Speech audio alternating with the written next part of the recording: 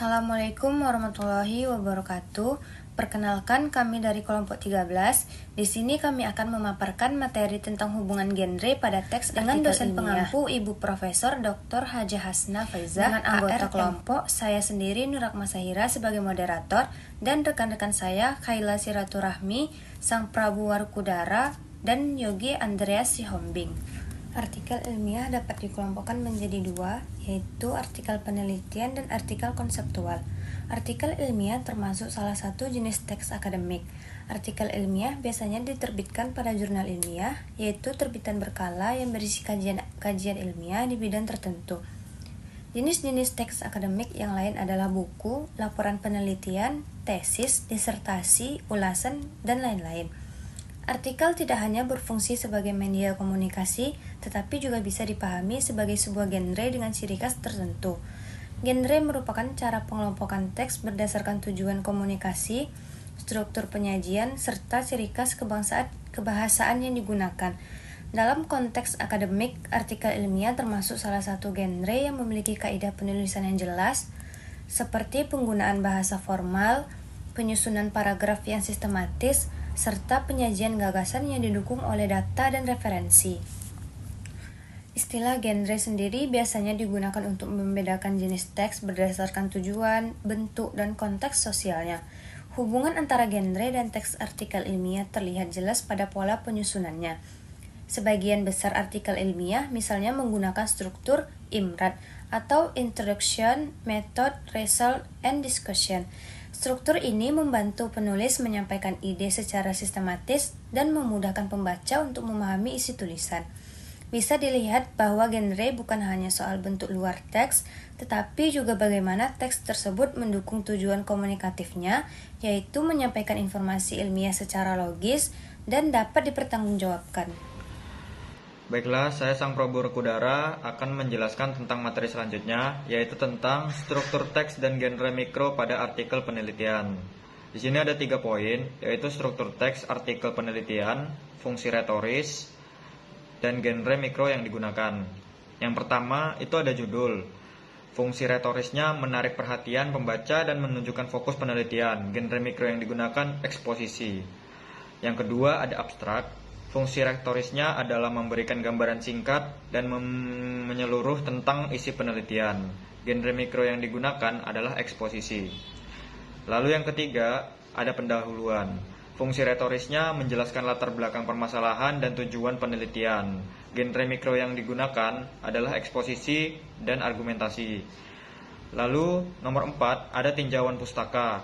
Fungsi retorisnya memberikan dasar teori dan memperkuat landasan penelitian. Genre mikro yang digunakan adalah eksposisi. Baiklah, selanjutnya struktur teks artikel penelitian yang kelima, ada metode penelitian. Fungsi retorisnya menjelaskan langkah-langkah dan cara penelitian dilakukan. Genre mikro yang digunakan adalah prosedur dan deskripsi. Lalu nomor 6, ada hasil penelitian. Fungsi retorisnya menyajikan temuan dan data penelitian secara objektif. Genre mikro yang digunakan adalah laporan dan deskripsi. Lalu selanjutnya ada pembahasan. Fungsi retorisnya menafsirkan dan mengaitkan hasil penelitian dengan teori. Genre mikro yang digunakan adalah argumentasi. Lalu nomor 8, ada simpulan dan saran. Fungsi retorisnya menegaskan hasil penelitian serta memberikan rekomendasi. Genre mikro yang digunakan adalah eksposisi dan persuasif. Lalu nomor 9, ada daftar pustaka. Fungsi retorisnya adalah menunjukkan sumber rujukan untuk memperkuat keilmiahan tulisan. Genre mikro yang digunakan adalah eksposisi. Mungkin baiklah, itu saja penjelasan materi dari saya. Selanjutnya akan saya berikan kepada pemateri selanjutnya. Baik, saya di sini menjelaskan struktur teks dan genre mikro artikel konseptual. Yang pertama, judul dengan genre mikro deskriptif berfungsi untuk menunjukkan topik dan fokus kajian. Yang kedua, abstrak dengan genre mikro deskriptif ekspansiv berfungsi untuk merangkum tujuan, isi, dan simpulan. Yang ketiga, pendahuluan dengan genre mikro deskriptif argumentatif berfungsi untuk latar belakang dan alasan pentingnya. Yang keempat, pembahasan dengan genre mikro deskriptif ekspansif argumentatif berfungsi untuk menguraikan konsep dan hubungan antar konsep. Yang kelima, simpulan dengan genre mikro argumentatif berfungsi untuk menegaskan pokok-pokok pemikiran. Yang keenam, daftar pustaka berfungsi untuk sumber rujukan ilmiah. Sekian dari saya, terima kasih. Di sini saya akan menjelaskan tentang struktur teks dan genre mikro pada artikel tinjauan pustaka. Bagian struktur teks. Yang pertama adalah judul. Genre mikronya adalah deskriptif, berfungsi untuk menunjukkan topik dan fokus kajian pustaka. Yang kedua adalah abstrak.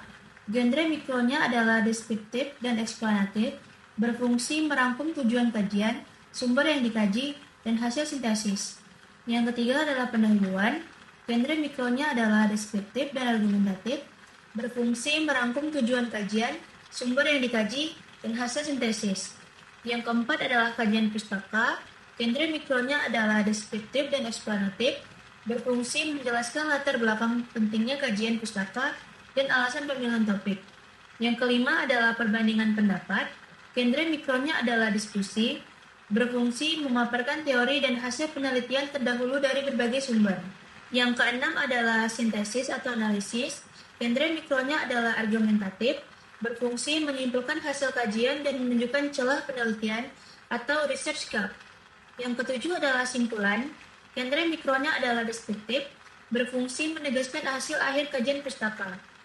Yang kedelapan adalah daftar pustaka, berfungsi sebagai sumber rujukan ilmiah yang dikaji. Baik, kesimpulannya adalah hubungan genre dalam teks artikel ilmiah menunjukkan bahwa artikel ilmiah tersusun atas beberapa genre yang saling melengkapi, seperti deskriptif, prosedural, eksplanatif, dan argumentatif. Keterpaduan genre tersebut membuat informasi disajikan secara sistematis, logis, dan mudah dipahami, sehingga pengetahuan dapat disampaikan secara objektif dan dapat dipertanggungjawabkan secara ilmiah. Demikian presentasi yang dapat kami sampaikan. Apabila ada kekurangan atau salah kata, mohon dimaafkan. Assalamualaikum warahmatullahi wabarakatuh.